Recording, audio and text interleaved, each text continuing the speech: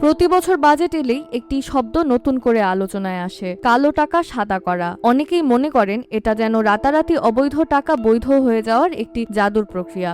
কিন্তু বাস্তবে কালো টাকা কি? সরকার কেন এটি বৈধ করার সুযোগ দেয়, আর এতে লাভবান হয় কারা?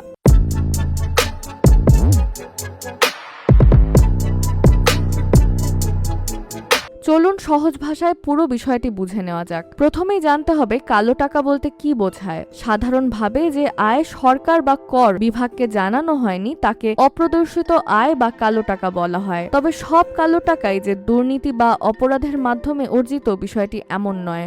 অনেক সময় বৈধ আয়ও কর রিটার্নে দেখানো না হলে সেটি কালো টাকার আওতায় পড়ে। বাংলাদেশের স্বাধীনতার পর থেকেই বিভিন্ন সরকার সময় সময় কালো টাকা সাদা করার সুযোগ দিয়েছে। এর পেছনে সরকারের যুক্তি ছিল অর্থনীতির বাইরে থাকা অর্থকে মূলধারায় ফিরিয়ে আনা, বিনিয়োগ বাড়ানো এবং রাজস্ব আদায় বৃদ্ধি করা। তাহলে প্রক্রিয়াটা কিভাবে কাজ করে?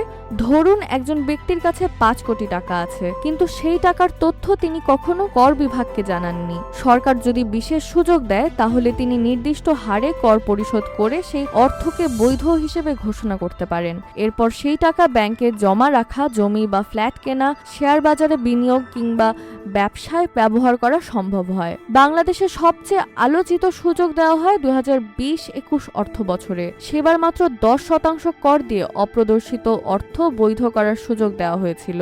এমনকি নির্দিষ্ট ক্ষেত্রে অর্থের উৎস নিয়েও প্রশ্ন করা যাবে না, এমন সুরক্ষাও ছিল। এই বিধানকে বলা হয় ইনডেমনিটি বা দায়মুক্তি। এর ফলাফল ছিল নজিরবিহীন। সেই এক অর্থ বছরেই প্রায় 11,800 জনের বেশি ব্যক্তি মোট 20,500 কোটি টাকারও বেশি কালো টাকা সাদা করেন। এর মাধ্যমে সরকার 2,000 কোটিরও বেশি টাকা কর হিসেবে আদায় করে। বাংলাদেশের ইতিহাসে এক বছরে এত অপ্রদর্শিত অর্থ আগে কখনো বৈধ করা হয়নি। তবে এই নীতির সমর্থক ও সমালোচক দুই পক্ষই আছে। সমর্থকদের মতে অর্থনীতির বাইরে থাকা অর্থ দেশে বিনিয়োগ হয়, সরকারের রাজস্ব বাড়ে এবং অর্থনৈতিক কর্মকাণ্ডে গতি আসে। অন্যদিকে সমালোচকদের অভিযোগ, যারা নিয়মিত কর দেন তাদের তুলনায় কর ফাঁকিদাতারা কম কর দিয়ে সুবিধা পেয়ে যান। এতে সৎ করদাতারা বৈষম্যের শিকার হন এবং ভবিষ্যতে কর ফাঁকি দেওয়ার প্রবণতাও বাড়তে পারে। বিতর্কের কারণে সাম্প্রতিক বছরগুলোতে এই সুবিধার পরিধি কমানো হয়েছে।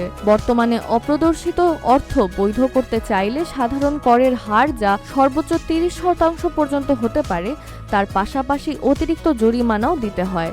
তাহলে প্রশ্ন থেকেই যায়, কালো টাকা সাদা করার সুযোগ কি অর্থনীতির জন্য প্রয়োজনীয় একটি বাস্তবমুখী ব্যবস্থা, নাকি এটি সৎ করদাতাদের প্রতি অবিচার এবং দুর্নীতিকে উৎসাহিত করার একটি পথ?